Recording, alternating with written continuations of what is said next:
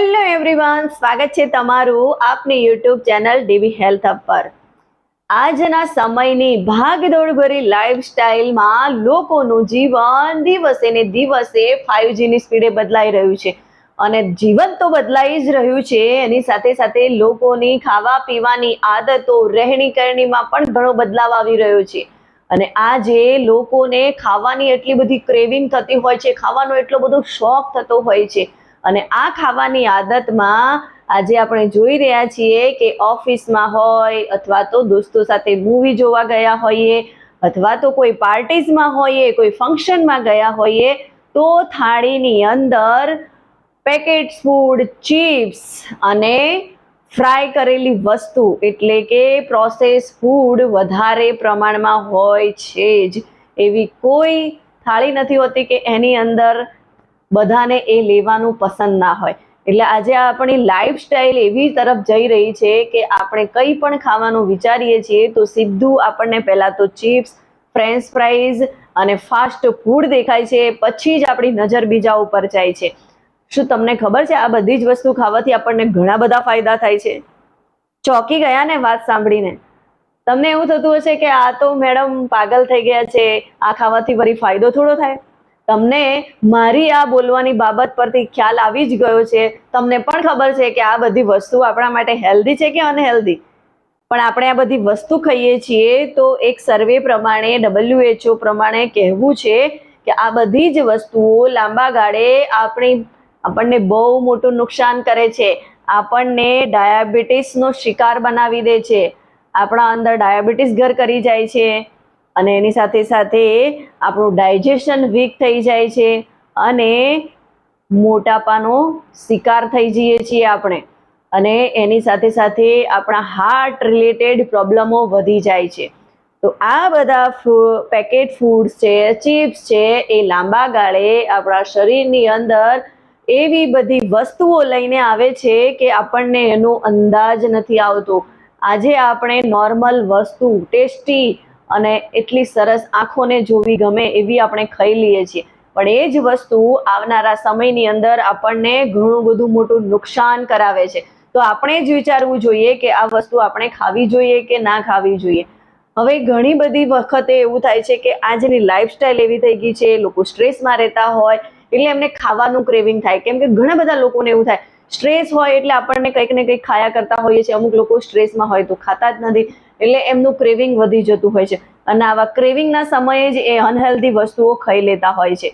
તો એમ્સ હોસ્પિટલના ડોક્ટર્સોનું પણ સજેશન છે કે આપણને જ્યારે ખાવાની ક્રેવિંગ થાય, ચિપ્સ ખાવાની ક્રેવ હોય કે કંઈ પણ એવી વસ્તુ, મીઠું ખાવાની ક્રેવિંગ હોય, તો એવા સમયે આપણે એવી વસ્તુઓને ચોઈસ કરવી જોઈએ કે જેથી આપણું શરીર હેલ્ધી રહે અને આપણી ક્રેવિંગની પૂર્તતા પણ થઈ જાય। અને એક વસ્તુ યાદ રાખવાની કે આપણા શરીરની અંદર કંઈક ને કંઈક પ્રોબ્લેમ છે જેના કારણે આપણને ગળ્યું ખાવાનું મન થાય, તીખું ખાવાનું મન થાય, મસાલેદાર ખાવાનું મન થાય, કંઈક ને કંઈક આપણા શરીરની અંદર ચાલી રહ્યું છે જેનું રિફ્લેક્શન આવી રીતે બહાર આવતું હોય છે।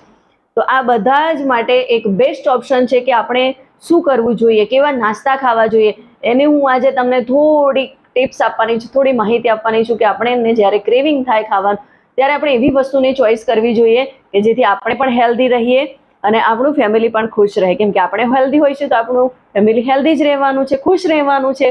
જો આપણે બીમાર હોઈશું તો આપણી ફેમિલી પણ સ્ટ્રેસમાં રહેવાનું છે। એટલે ખરેખર આપણે એને ઓપ્શન, ચોઈસ બદલવાની જરૂર છે। આપણે ચોઈસ બદલીશું તો હેલ્ધી જ રહેવાના છીએ, ખાવાની જ વસ્તુ ખાવાની છે પણ હેલ્ધી ઓપ્શન। તો આપણે જ્યારે પણ ભૂખ લાગે, ક્રેવિંગ થાય ત્યારે શેકેલા ચણા આપણે ઓફિસમાં, ઘરમાં રાખવા જોઈએ।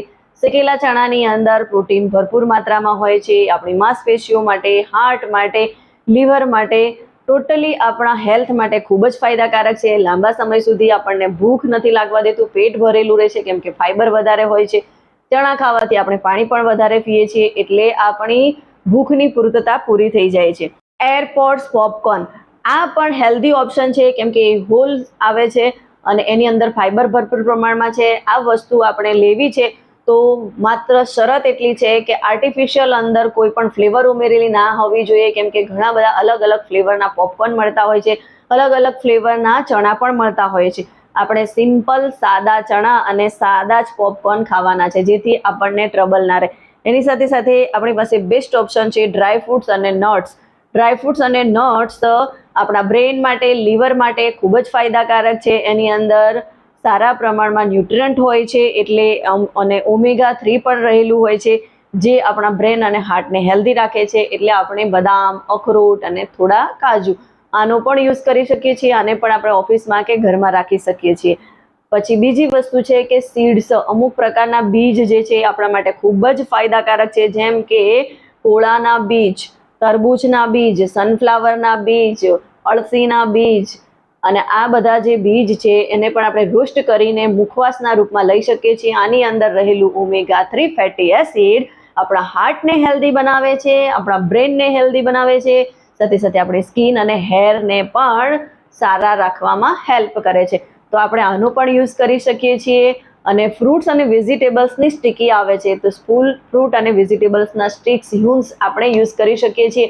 ખાવામાં ટેસ્ટી લાગે છે, કુરકુરા લાગે છે અને આપણા ગટ્સ ફ્રેન્ડલી છે, એટલે આપણે આનો પણ યુઝ કરી શકીએ છીએ. સાથે સાથે ગ્રીક યોગર્ટ, દહીં અને બેરીઝ આ વસ્તુ પણ આપણા માટે બેસ્ટ ઓપ્શન છે. દહીંની અંદર પ્રોબાયોટિક રહેલા છે, જે આપણા ગટ્સને હેલ્ધી બનાવે છે, ગટ્સ ફ્રેન્ડલી છે, એટલે આપણે એનો યુઝ કરવો જોઈએ. સાથે બેરીઝ લઈશું તો બેરીઝની અંદર રહેલું એન્ટીઓક્સિડન્ટ આપણા હાર્ટને હેલ્ધી રાખે છે, બ્રેનને એક્ટિવ રાખે છે અને લીવરને પણ હેલ્ધી બનાવે છે. તો આપણી પાસે આ પણ એક બેસ્ટ ઓપ્શન છે, તો આપણે આનો યુઝ કરવો જોઈએ. અને એની સાથે સાથે સોયાબીન્સ પ્રોટીન્સ આપણે લેવા જોઈએ, કેમ કે આ પ્રોટીન્સની અંદર ભરપૂર માત્રામાં પ્રોટીનનું પાવર હાઉસ રહેલું છે અને આ આપણા હાર્ટને હેલ્ધી રાખે છે, ઓલ ઓવર આપણી હેલ્થને પણ સારી કરે છે.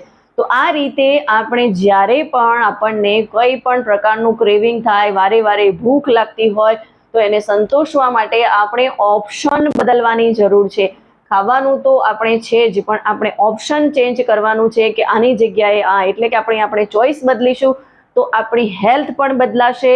અને એટલે જ કહેવાય છે કે ખાવાનું બદલો, જીવન બદલાઈ જશે. અને એટલા માટે જ આપણે આ ઓપ્શનો ચૂઝ કરવા જોઈએ, કેમ કે ઘણીવાર આપણને એટલી બધી ભૂખ લાગી જતી હોય છે, નજર સામે ઘણું બધું હોય છતાં પણ આપણી નજર જે છે એ ફાસ્ટ ફૂડ પર, ચિપ્સ પર, ફ્રેન્ચ ફ્રાઈઝ પર જ જતી હોય છે. તો ખરેખર આપણે નક્કી કરવાનું છે કે આપણે શું ખાવું જોઈએ, અને આપણે જેવું ખાઈશું એવું આપણા શરીર ઉપર એનું રિફ્લેક્શન દેખાવાનું છે. એટલે ખરેખર આપણે ખાવા સમયે ચોઈસ પર ધ્યાન રાખવું ખૂબ જરૂરી છે. વિડીયો ગમ્યો હોય તો એને વધારેમાં વધારે લોકો સુધી શેર કરો અને મારી આ ચેનલને સબસ્ક્રાઇબ કરો. મળીશું નવા વિડીયો સાથે. ત્યાં સુધી કુછ કર દિખાઓ એસા કે દુનિયા બનના ચાહે આપકે જૈસા.